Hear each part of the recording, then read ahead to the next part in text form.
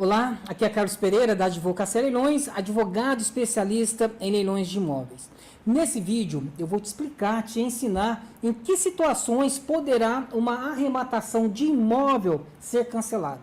Ou seja, em que situações poderá ocorrer o cancelamento de uma arrematação. E muita gente pergunta isso, porque tem medo, de repente vai arrematar ali na justiça, né? Geralmente os leilões judiciais são mais lucrativos.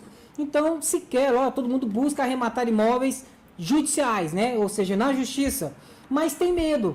Ou seja, poxa, quando é que a arrematação poderá ser cancelada? Eu arremato e depois perco o imóvel, eu não consigo transferir esse imóvel para o meu nome. Logicamente que você vai precisar analisar toda a documentação, né? Podem ser por várias questões, mas eu vou te falar aqui 6 situações que podem levar ao cancelamento de uma arrematação. 6 situações, ok?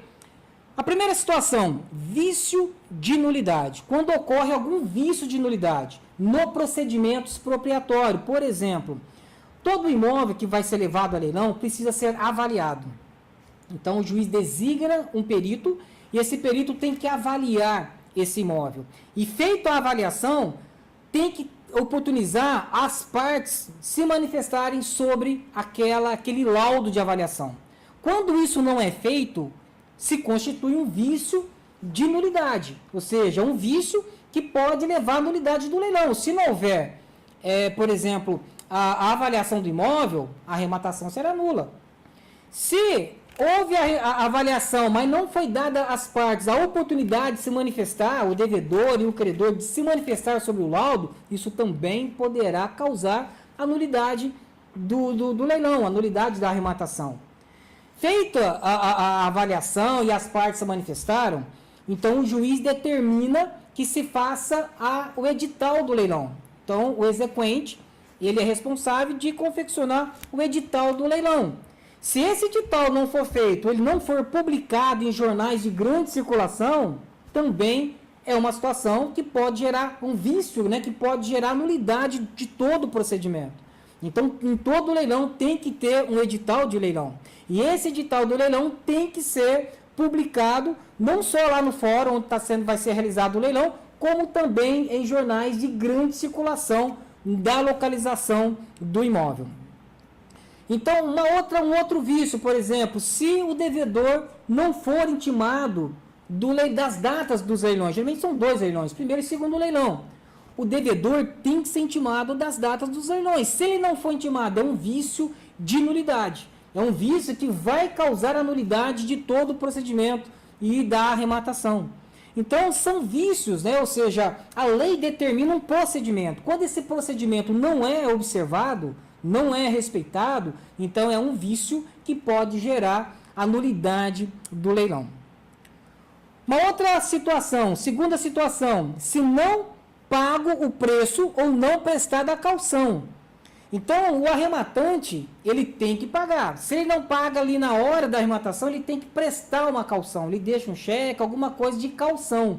Ele pode pagar 30% e depois, em 15 dias, pagar os outros 70%.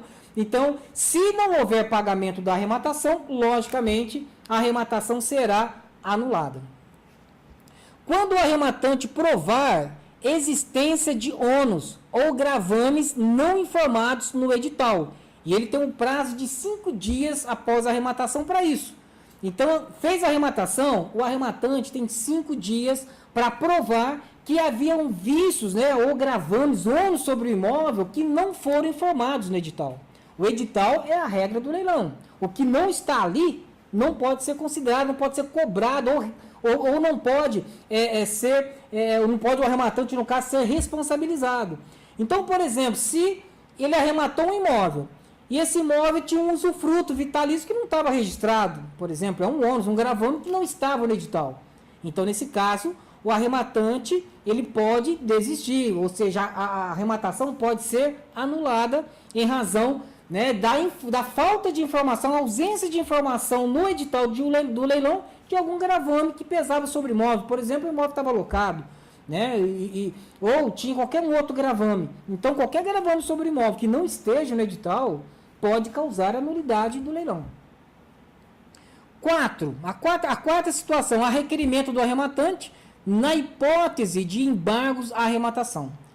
Então, sempre que ocorre uma arrematação, o devedor pode se defender se ele entender que houve alguma nulidade, alguma irregularidade no procedimento expropriatório. E ele faz isso através de um recurso que chama embargos à arrematação. Se o devedor, por qualquer motivo, entrar com embargos à arrematação, o arrematante tem o direito de desistir da arrematação. E, nesse caso, a arrematação será cancelada. Ok? Então, sempre que houver interposição ou oposição de embargos à arrematação, o arrematante pode desistir da arrematação. E, nesse caso, a arrematação será cancelada. Agora, toma cuidado, porque muitos devedores entram com embargos à arrematação sem nenhum motivo, sem nenhum fundamento, na verdade. E, nesse caso, só para desmotivar o arrematante, para o arrematante desistir da arrematação. Muitos fazem isso. Tá? E se você, como arrematante, desistir e aqueles embargos forem julgados pelo juiz como protelatório, ou seja, só foram entrados para se ganhar tempo, né, para enrolar, tumultuar o processo, pode, no caso do devedor, ser condenado a pagar uma multa que vai para o arrematante desistente. Uma quinta situação, quando realizada por preço vil. A arrematação por preço vil é quando lá na avaliação ou foi feita a avaliação e demorou muito para se fazer o leilão, ou seja, na data do leilão, o valor do imóvel está muito fora, muito abaixo do valor de mercado. Ok? Lógico, desde que foram seguidos, né, os trâmites legais. Então, o preço vil é aquele preço que não pode ser aceito pela justiça. Uma arrematação com preço baixo e irrisório. No estado de São Paulo, considera preço vil quando há uma arrematação abaixo de 60% do valor de avaliação. Então, o imóvel foi avaliado em R$100 mil. Se houver uma arrematação abaixo de 60% desse valor, ou seja, de R$60 mil, é considerado preço vil no estado de São Paulo. Em outros estados, na maioria dos estados, 50%, abaixo de 50%, preço vil.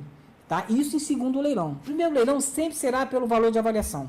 Se o laudo também estiver desatualizado, tem casos aí que o laudo foi feito há 5 anos atrás, está totalmente defasado e não foi atualizado, né? Não foi feita nova avaliação e houve arrematação às vezes no primeiro leilão, também seria preço vil, e isso, se for questionado pelo devedor, pode causar a nulidade do leilão, preço vil, muito abaixo, ou no primeiro leilão, quando o laudo está defasado, fora da realidade, ou em segundo leilão, quando arrematado por percentual, né, por abaixo daquilo que é aceito pela justiça, 60% no estado de São Paulo e 50% em outros estados, ok? Tem casos aí de estado que o juiz coloca 70%, cada caso é um caso, mas no edital do leilão você verifica qual é o percentual mínimo para o segundo leilão, tá, ok? Isso vai estar no edital do leilão, que é a regra do leilão.